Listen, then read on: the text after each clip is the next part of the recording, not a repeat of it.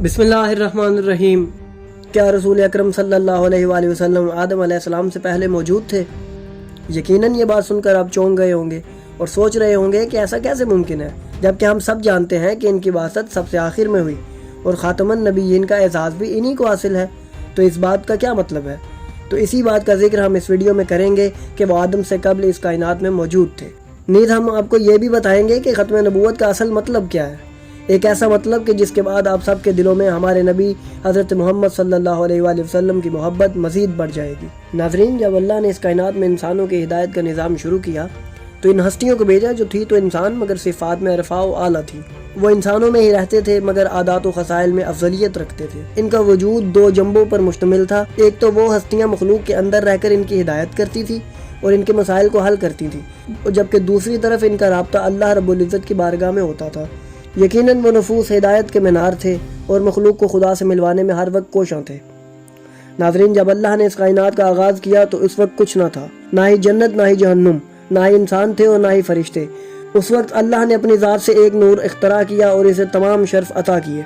ये वही ज़ात थी जिसे यतीमों का सहारा कहा जाता है, जिसे इस कायनात की जान कहा जाए तो गलत ना होगा। वो हस्ती कि अगर कोई इन्हें अपनी तकलीफ सुनाता तो खुद गमगीन हो जाते।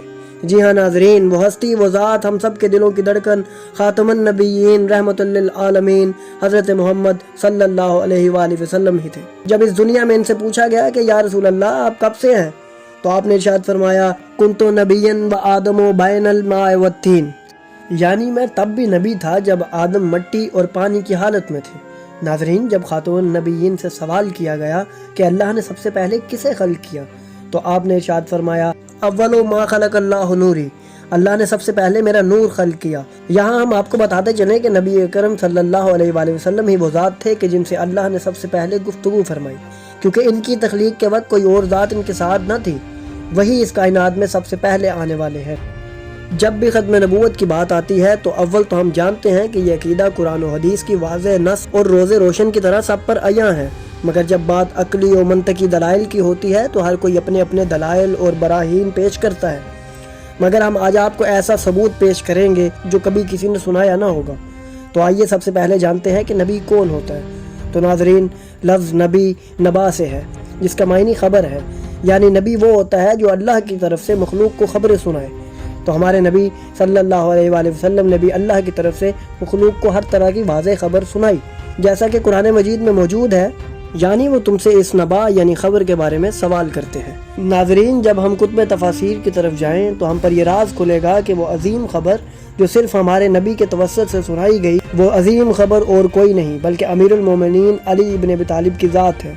तो जब रसूल अकरम ने इमाम अली के फ़ज़ाइल को अवाम पर ज़ाहिर किया तो वो अजीम खबर भी आश्कार हो गई।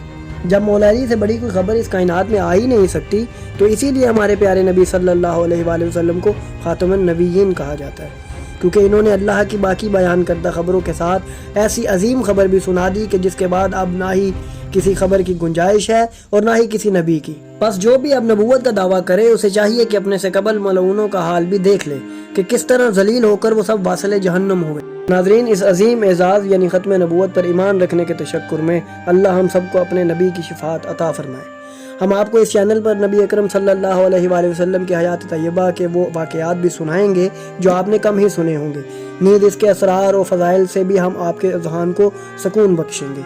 अभी बहुत कुछ बयान करना बाकी है, तो अगर आपको हमारी ये वीडियो पसंद आई तो हमारे चैनल को सब्सक्राइब करें और बेल आइकन को भी दबा दें ताकि आपको हमारी आने वाली मज़ीद वीडियोज़ मिलती रहें और आप इल्म से मुस्तफ़ीद होते रहें।